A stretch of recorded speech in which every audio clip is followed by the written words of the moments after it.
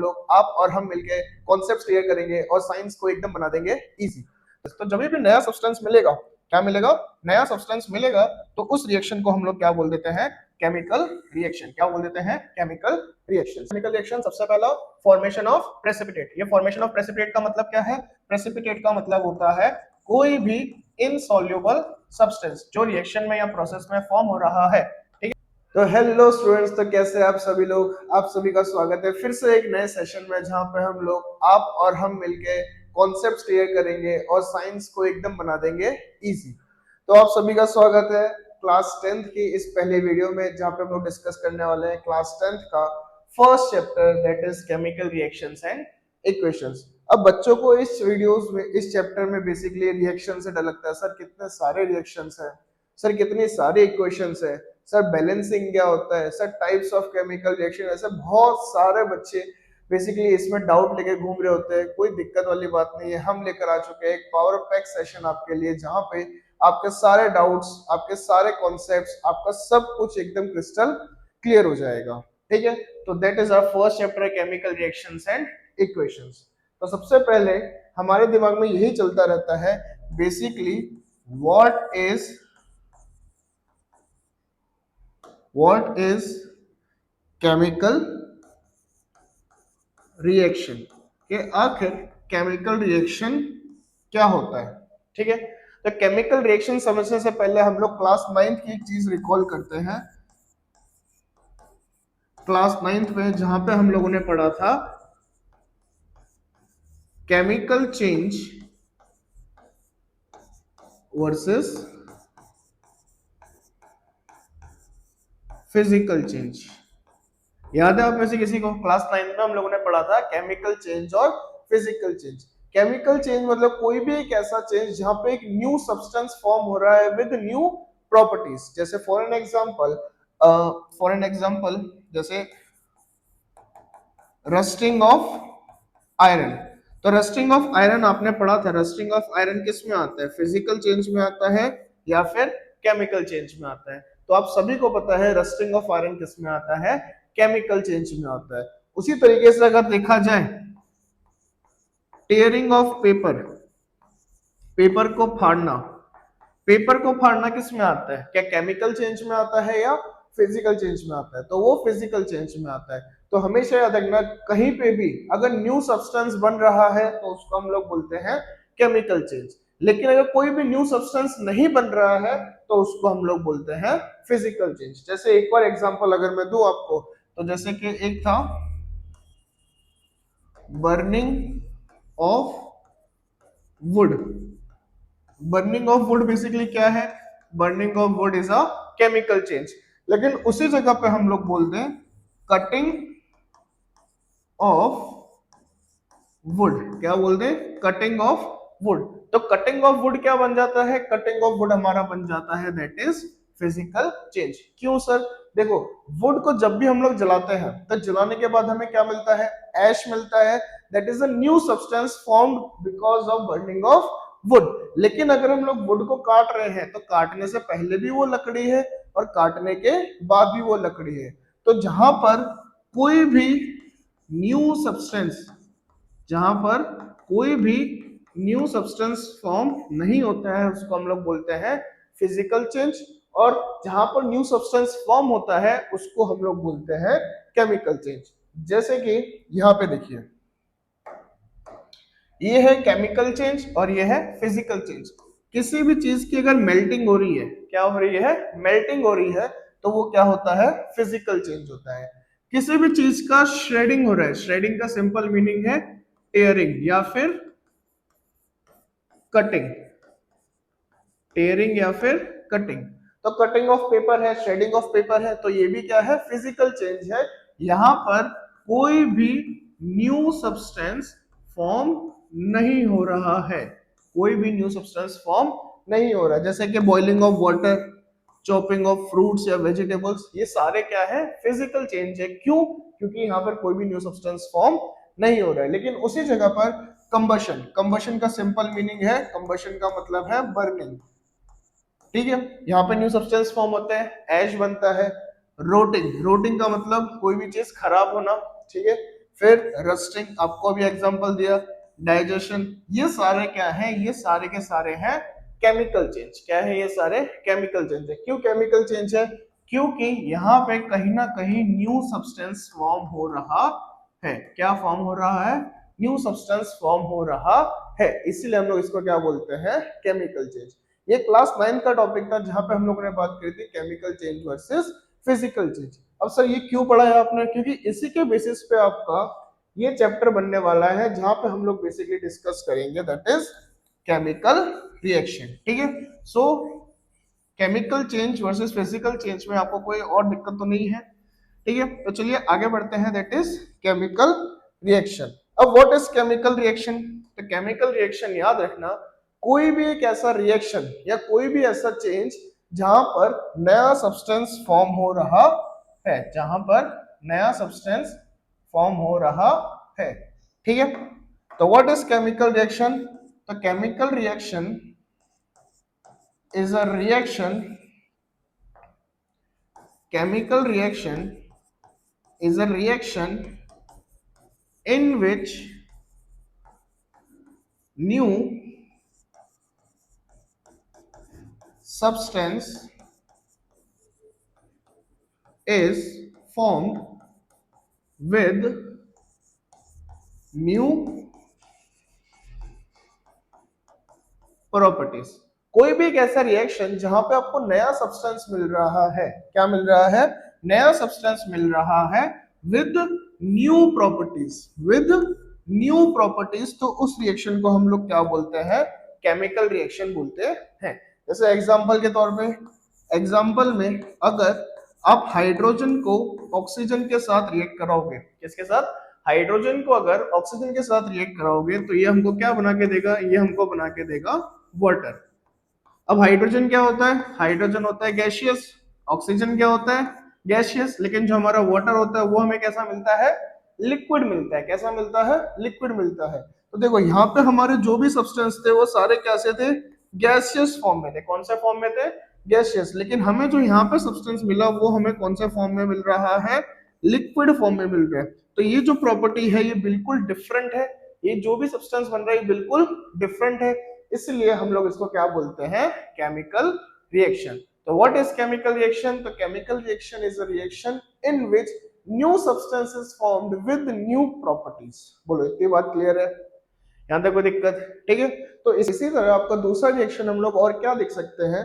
तो दूसरे रिएक्शन में हम लोग ये देख सकते हैं कि फॉर एन एग्जांपल अगर मैं कॉपर सल्फेट, ये कॉपर सल्फेट कौन से कलर का होता है? ये होता है ब्लू कलर का। कौन से कलर का होता है? ब्लू कलर का। इसके अंदर जब मैं आयरन डाल दूं, क्या डाल दूं? आयरन डाल दूं, तो ये क्या बनाएगा? ये बनाएगा FeSO4 प्लस कॉपर। क्या बनाएगा? FeSO4 plus copper.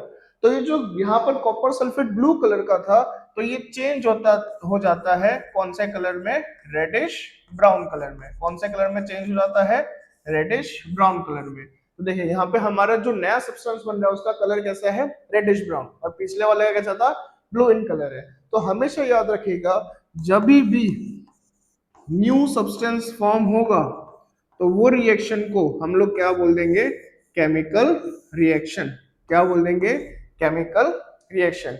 Whenever new substance with new property is formed, that reaction is known as chemical reactions। ठीक है, चलिए आगे बढ़ते हैं। देखिए जैसे ये है, what is chemical reaction? So a chemical reaction is a process where one or more substances change into one और मोर न्यू सब्सटेंसेस। यहाँ पे मैं क्या बोल रहा हूँ? New substances. तो जब भी नया सब्सटेंस मिलेगा, क्या मिलेगा? नया सब्सटेंस मिलेगा, तो उस रिएक्शन को हम लोग क्या बोल देते हैं? Chemical reaction. क्या बोल देते हैं? Chemical reactions. ठीक है, तो हमेशा याद रखिएगा, नया सब्सटेंस मतलब वो रिएक्शन कैसा है? Chemical reaction. ठीक है, अब सर हम लोग पहचानेंगे कैसे कि केमिकल रिएक्शन है या फिर नहीं है? तो उसके लिए हम लोग आगे पढ़ेंगे, that is characteristics of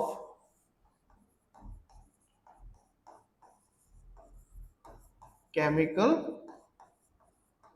reaction, characteristics of chemical reaction, कि किसी भी केमिकल रिएक्शन को अगर मुझे पहचानना है तो उसके कुछ कैरेक्टरिस्टिक्स हैं, वो कैरेक्टरिस्टिक्स से ही हमें पता चलता है कि ये केमिकल रिएक्शन है। जैसे कि सबसे पहला characteristics that is change in colour. आपको कभी भी आपने देखा होगा जब भी रिएक्शन में कलर का चेंज आ रहा है, किसका चेंज आ रहा है, कलर का चेंज आता है, तो उस रिएक्शन को हम लोग क्या बोलते हैं, केमिकल रिएक्शन। जैसा मैंने आपको अभी बताया दैट इज कॉपर सल्फेट के अंदर हम लोग अगर आयरन को डाल दें, किसको डाल दें, आयरन को डाल दें, तो ये हमें बना के देता है दैट इज आयरन को डाल दें तो ये हमें बना के देगा आयरन सल्फेट और साथ में कॉपर। तो यहाँ पे जो ये कॉपर सल्फेट है, क्या यहाँ पे जो ये कॉपर सल्फेट है, ये कॉपर सल्फेट का कलर कैसा होता है, ये कॉपर सल्फेट का कलर होता है ब्लू कलर। कैसा कलर होता है, ब्लू कलर होता है।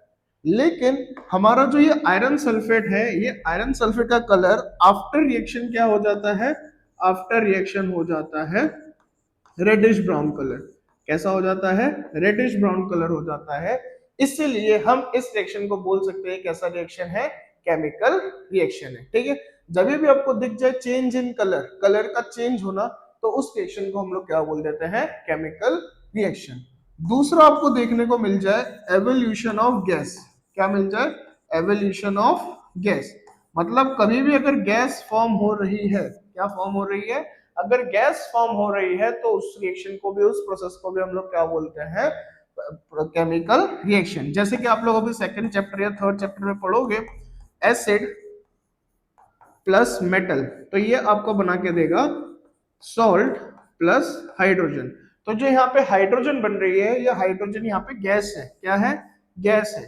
ठीक है, तो हमेशा याद रखिएगा, जब भी हमेशा याद रखिएगा जब भी गैस फॉर्म हो रही है, क्या फॉर्म हो रही है, गैस फॉर्म हो रही है, उस रिएक्शन को हम लोग क्या बोलते हैं, उस रिएक्शन को हम लोग बोलते हैं केमिकल रिएक्शन। ठीक है, तो जैसे कि यहाँ पे क्या फॉर्म हो रही है, यहाँ पे फॉर्म हो रही है गैस, तो evolution of gas is a characteristic of chemical reaction. ठीक है, बोले यहाँ तक कोई दिक्कत। सबसे पहला कैरेक्टरिस्टिक कि जब भी कलर का चेंज होगा तो उसको हम लोग बोलते हैं केमिकल रिएक्शन। दूसरा, कभी भी फॉर्मेशन ऑफ गैस या फिर एवोल्यूशन ऑफ गैस होगा तो उसको भी हम लोग क्या बोलते हैं, केमिकल रिएक्शन। ठीक है, our next characteristic that is change in temperature. Change in temperature, कभी भी टेम्परेचर में चेंज आए, किसमें चेंज है, टेम्परेचर में चेंज है, तो उस रिएक्शन को भी क्या बोला जाता है, केमिकल रिएक्शन। यहाँ पे चेंज का मतलब इंक्रीज भी हो सकता है और डिक्रीज भी हो सकता है। जरूरी नहीं चेंज का मतलब इंक्रीज भी होता है और डिक्रीज भी होता है। जैसे अगर मैं एग्जांपल लूं, आप लोग अपने घरों में पुराने टाइम में, अभी तो पेंट वगैरह चल गए हैं, पुराने टाइम में घर पे चूना हुआ करता था, है ना। तो वो चूना बेसिकली क्या होता है, कैल्शियम ऑक्साइड होता है। हम उस कैल्शियम ऑक्साइड को कभी जब भी पानी के अंदर डालें, किसके अंदर डालें, पानी के अंदर डालें, तो वो हमको बना के देता है कैल्शियम हाइड्रोक्साइड। क्या बना के देता है, कैल्शियम हाइड्रोक्साइड। और साथ ही साथ बहुत सारी हीट भी निकाल के देता है। क्या निकाल के देता है, हीट भी निकाल के देता है। तो ये रिएक्शन में टेम्परेचर क्या हो रहा है, इंक्रीज हो रहा है। तो कोई भी रिएक्शन में जहां पे टेम्परेचर इंक्रीज हो जाए, टेम्परेचर डिक्रीज हो जाए, वो किसका कैरेक्टरिस्टिक होता है, that is a characteristic of chemical reaction. ठीक है, तो हमेशा याद रखिएगा, टेम्परेचर बढ़ रहा है तो भी केमिकल रिएक्शन, टेम्परेचर कम हो रहा है तो भी केमिकल रिएक्शन। ठीक है, fourth one is change in state. Fourth one is change in state. अब सर स्टेट का मतलब क्या है, गुजरात, मध्य प्रदेश, ये नहीं। स्टेट का मतलब होता है, आप क्लास 9th में पढ़ के आए हो, हमारे पास 3 स्टेट होती है, सॉलिड, लिक्विड एंड गैसियस। ठीक है, ये 3 स्टेट है। अब इसमें चेंज हो, जैसे सॉलिड से लिक्विड में जाए, लिक्विड से गैस में जाए, गैस से लिक्विड में जाए, लिक्विड से सॉलिड में। ऐसे कभी भी चेंज अगर आपको ऑब्जर्व हो रहा है किसी भी केमिकल रिएक्शन में, that reaction is also known as chemical reaction. जैसे फॉर एन एग्जांपल हम लोगों ने अभी देखा था फर्स्ट में, hydrogen plus oxygen gives H2O। यहाँ पे हाइड्रोजन गैसियस है, यहाँ पे ऑक्सीजन भी गैसियस है, लेकिन जो हमारा वाटर मिलता है वो कैसा होता है, लिक्विड होता है। देखो यहाँ से क्या हुआ, यहाँ से किस में चेंज हुआ, गैस से लिक्विड में चेंज हुआ। तो कभी भी अगर स्टेट का भी चेंज मिल जाए तो भी वो रिएक्शन कैसा होता है, केमिकल रिएक्शन। ठीक है। Next last characteristic of chemical reaction, that is formation of precipitate. Formation of precipitate. ठीक है। अब सर ये प्रेसिपिटेट क्या होता है, तो हमेशा याद रखिएगा प्रेसिपिटेट का मतलब होता है, प्रेसिपिटेट का मतलब होता है कोई भी सॉल्यूशन में, प्रेसिपिटेट का मतलब होता है कोई भी सॉल्यूशन में अगर कोई इनसॉल्युबल सब्सटेंस हो, क्या हो, इनसॉल्युबल सब्सटेंस हो, उस इनसॉल्युबल सब्सटेंस को हम लोग क्या बोलते हैं, प्रेसिपिटेट बोलते हैं। जैसे मान लो एक ग्लास लिया, ग्लास में पानी डाला और पानी के अंदर मिट्टी डाल दी, तो मिट्टी क्या कभी पानी में मिक्स होती है, कभी मिक्स नहीं होती, वो जाके नीचे इकट्ठा हो जाता है, दैट इज इनसॉल्युबल। तो कोई भी ऐसे रिएक्शन में, कोई भी ऐसे सॉल्यूशन में जहां पे सब्सटेंस जो है वो इनसॉल्युबल है, क्या है, सब्सटेंस इनसॉल्युबल है, तो उस इनसॉल्युबल सब्सटेंस को हम लोग क्या बोलते हैं, उस इनसॉल्युबल सब्सटेंस को हम लोग बोलते हैं दैट इज प्रेसिपिटेट। जैसे अगर मैं आपको पानी में नमक मिला के दूं तो क्या नमक हमारा प्रेसिपिटेट है, प्रेसिपिटेट नहीं होगा, क्यों, that is soluble in water. वैसे अगर मैं शुगर दूं तो शुगर भी इजीली मिक्स हो जाती है। तो कोई भी ऐसा सब्सटेंस जो कि इनसॉल्युबल होता है, उस सब्सटेंस को हम लोग क्या बोलते हैं, प्रेसिपिटेट बोलते हैं। जैसे कि एग्जांपल के तौर पे बेरियम क्लोराइड, एग्जांपल के तौर पे barium chloride plus sodium sulphate, barium chloride plus sodium sulphate gives sodium chloride plus barium sulphate. तो ये सोडियम क्लोराइड क्या होता है, सोडियम क्लोराइड हमारा होता है कॉमन सॉल्ट, ये तो इजीली मिक्स हो जाता है, इजीली सॉल्युबल होता है। तो यहाँ पे हमें प्रेसिपिटेट के तौर पे क्या मिलेगा, हमारे को यहाँ प्रेसिपिटेट के तौर पे मिलेगा दैट इज बेरियम सल्फेट। क्या मिलेगा, बेरियम सल्फेट। तो यहाँ पे ये अगर पीपीटी के फॉर्म में, प्रेसिपिटेट को हम लोग पीपीटी भी बोलते हैं, तो अगर यहाँ पे ये प्रेसिपिटेट के फॉर्म में प्रोड्यूस हो रहा है, बन रहा है, तो ये इनसॉल्युबल है सब्सटेंस, क्या है, इनसॉल्युबल सब्सटेंस है सॉल्यूशन में। ठीक है। So that is also characteristics of chemical reaction. ठीक है। एक बार फटाफट फिर से रिवाइज करते हैं। हमने 5 कैरेक्टरिस्टिक्स पढ़े किसके, केमिकल रिएक्शन। सबसे पहला चेंज इन कलर, सबसे पहला हमने क्या पढ़ा, चेंज इन कलर। दूसरा हमने क्या पढ़ा, एवोल्यूशन ऑफ गैस, क्या पढ़ा, एवोल्यूशन ऑफ गैस। तीसरा हमने पढ़ा फॉर्मेशन ऑफ प्रेसिपिटेट, क्या पढ़ा, फॉर्मेशन ऑफ प्रेसिपिटेट। चौथा हमने क्या पढ़ा, चेंज इन टेम्परेचर, क्या पढ़ा, चेंज इन टेम्परेचर। और हमने लास्ट पढ़ा that is change in state. ये 5 हम लोगों ने यहाँ पे केमिकल रिएक्शन की कैरेक्टरिस्टिक्स पढ़े हैं, जिससे हमें पता चल सकता है कि ये सारे रिएक्शंस या कोई भी प्रोसेस केमिकल रिएक्शन है या फिर नहीं। ठीक है। तो चलिए आगे बढ़ते हैं। सो कैरेक्टरिस्टिक्स ऑफ केमिकल रिएक्शन ये मैंने आपको बता ही दिया, अभी हम लोगों ने पढ़ा। ठीक है। क्या होता है कैरेक्टरिस्टिक्स ऑफ केमिकल रिएक्शन, सबसे पहला फॉर्मेशन ऑफ प्रेसिपिटेट। ये फॉर्मेशन ऑफ प्रेसिपिटेट का मतलब क्या है, प्रेसिपिटेट का मतलब होता है कोई भी इनसॉल्युबल सब्सटेंस जो रिएक्शन में या प्रोसेस में फॉर्म हो रहा है। ठीक है। दूसरा एवोल्यूशन ऑफ गैस, कभी भी गैस फॉर्म होगी तो वो भी कैरेक्टरिस्टिक है केमिकल रिएक्शन का। चेंज इन कलर, कलर में चेंज है, वो भी कैरेक्टरिस्टिक है किसका, केमिकल रिएक्शन का। Next one is temperature change. Temperature change का मतलब मैंने बताया, टेम्परेचर इंक्रीज भी हो सकता है, टेम्परेचर डिक्रीज भी हो सकता है। And the next one is state change या फिर change in state, liquid solid से लिक्विड में गया, लिक्विड से गैस में गया, या फिर गैस से लिक्विड में आया, या फिर लिक्विड से सॉलिड में गया। ऐसा भी हो सकता है डायरेक्ट सॉलिड से गैसियस में बन जाए या फिर गैसियस से डायरेक्ट सॉलिड में बन जाए। सॉरी, ठीक है, चलिए आगे बढ़ते हैं। So next topic is chemical equation. अभी हम लोगों ने पढ़ा केमिकल रिएक्शन। क्या पढ़ा अभी हम लोगों ने? Chemical reaction. और next topic is that is chemical equation. What? Chemical equation. अभी केमिकल इक्वेशन क्या होता है? तो हमेशा याद रखना, जब भी केमिकल रिएक्शन को जब भी केमिकल रिएक्शन को हम लोग सिंबॉलिक रिप्रेजेंटेशन दे, कौन सा रिप्रेजेंटेशन दे? सिंबॉलिक रिप्रेजेंटेशन देते हैं, तब हम लोग उसको क्या बोलते हैं? Chemical equation. तो what is chemical equation? The chemical equation is symbolic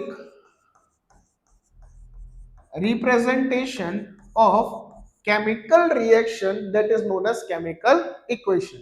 जैसे अभी मैंने आपको लिखवाया था कि barium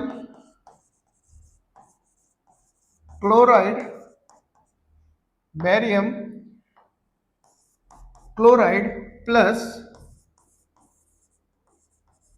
sodium sulphate gives sodium chloride plus barium sulphate. ठीक है, अब इस रिएक्शन को ही मैं अगर ऐसे लिख दूं, BaCl2 Na2SO4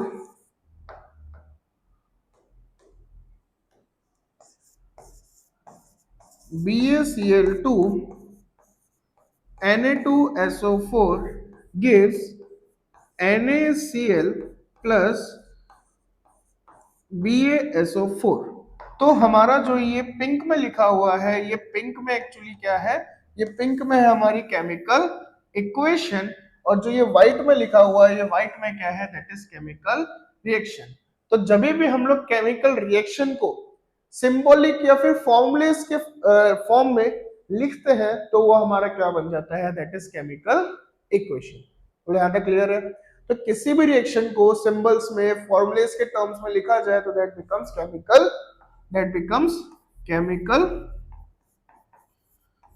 इक्वेशन। क्या बन जाता है वो?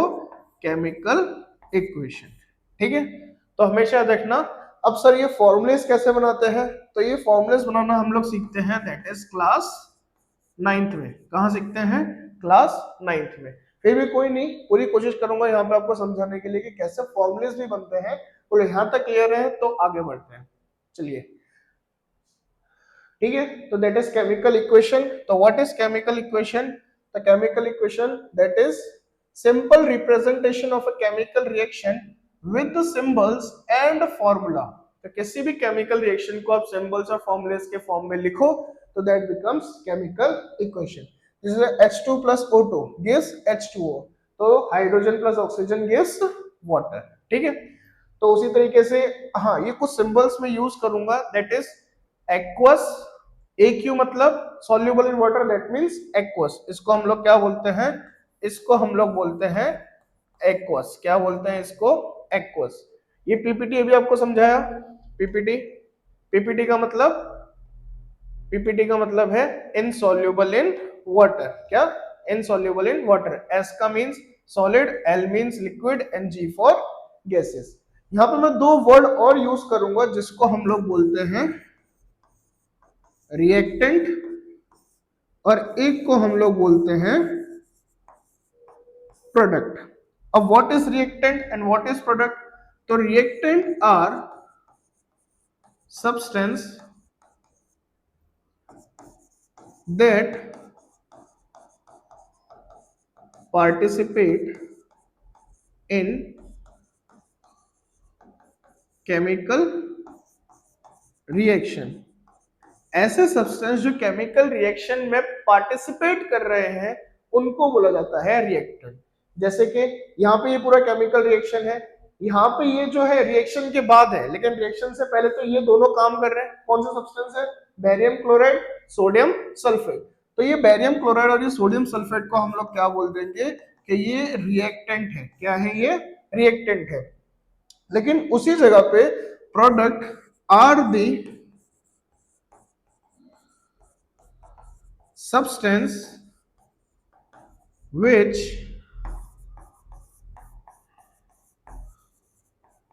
are produced after chemical reaction।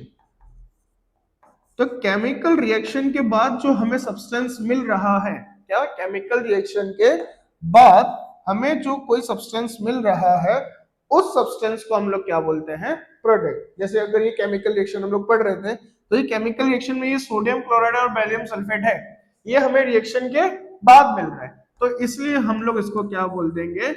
Product बोल देंगे। क्या बोल देंगे? प्रोडक्ट। तो रिएक्टेंट मतलब जो पार्टिसिपेट कर रहा है, प्रोडक्ट मतलब जो रिएक्शन के बाद मिल रहा है। पूरा यहां तक क्लियर है? ठीक है। तो अब केमिकल फॉर्मूला या फिर किसी भी चीज का सिंबल कैसे निकालते हैं, तो ध्यान से देखिएगा। आपने ये वाला टेबल कहीं ना कहीं क्लास 9th में देखा होगा, that is chapter number 3। Chapter number 3। अब आपको एक टेबल याद होना चाहिए, तभी आप किसी भी चीज का फॉर्मूला निकाल सकते हो।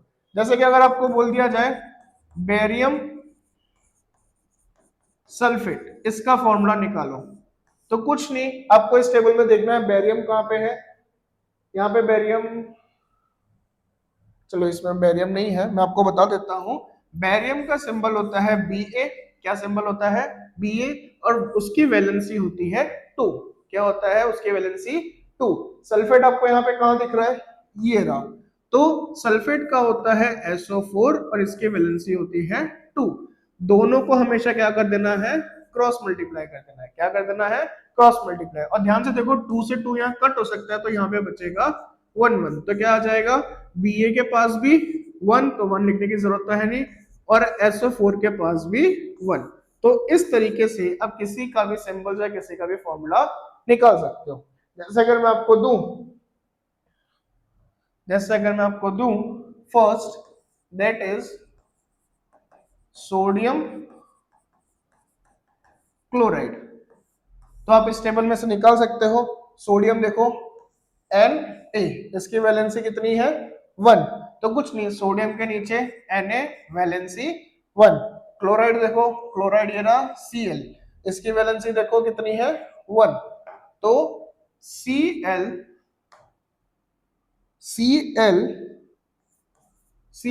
वैलेंसी 1। उसके बाद हम लोग क्या करेंगे? Cross multiply. क्या करेंगे? Cross multiply. सोडियम के पास क्या गया? सोडियम के पास आया 1, 1 लिखने की जरूरत नहीं है, और क्लोरीन के पास भी क्या आया? 1। तो इसलिए इसका सिंबल बन जाता है NaCl। जैसे अगर थोड़ा सा डिफिकल्ट में चले, दैट इज कैल्शियम क्लोराइड। तो देखो कैल्शियम का सिंबल क्या है? Ca। कैल्शियम का सिंबल क्या होता है? Ca, और इसकी वैलेंसी होती है 2। तो वैलेंसी हो गई 2। क्लोराइड का सिंबल क्या होता है? Cl, और वैलेंसी क्या होती है? 1। तो क्रॉस मल्टीप्लाई करा, तो Ca के पास क्या गया? 1, 1 लिखने की जरूरत नहीं है। क्लोराइड के पास क्या आया? 2, तो CaCl2। ठीक है।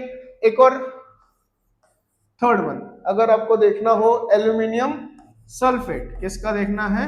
Aluminium sulphate. तो एल्यूमिनियम का सिंबल होता है Al। सर कहां से पता चलेगा? यहां से पता चल जाएगा। एल्यूमिनियम का होता है Al। ठीक है। और उसकी वैलेंसी कितनी होती है? उसकी वैलेंसी होती है 3। सल्फेट का अभी हमने देखा था SO4 और वैलेंसी होती है 2। तो Al के पास कितना आया? 2 क्रॉस मल्टीप्लाई से, और SO4 के पास 3। तो Al2 SO4 होल थ्राइस। तो ये किसका फॉर्मूला बन गया? एल्यूमिनियम सल्फेट का। ऐसा मैं आपको 3 होमवर्क दे रहा हूं, घर पे ट्राई करिएगा और इसका आंसर कमेंट सेक्शन में डालिएगा। कौन से? एक आ जाएगा सोडियम नाइट्रेट, फिर कैल्शियम हाइड्रोक्साइड, फिर मैग्नीशियम, मैग्नीशियम सल्फेट। ये तीन आपके लिए क्या है, होमवर्क है। इसको घर पे ट्राई करिएगा और इसका आंसर कमेंट सेक्शन में जरूर डालिएगा, ठीक है। तो चलिए आज की वीडियो यहीं तक रखते हैं। आप सभी को जय हिंद, जय भारत। आपको हमारा कंटेंट पसंद आया तो लाइक, शेयर और सब्सक्राइब जरूर करिएगा। Thank you.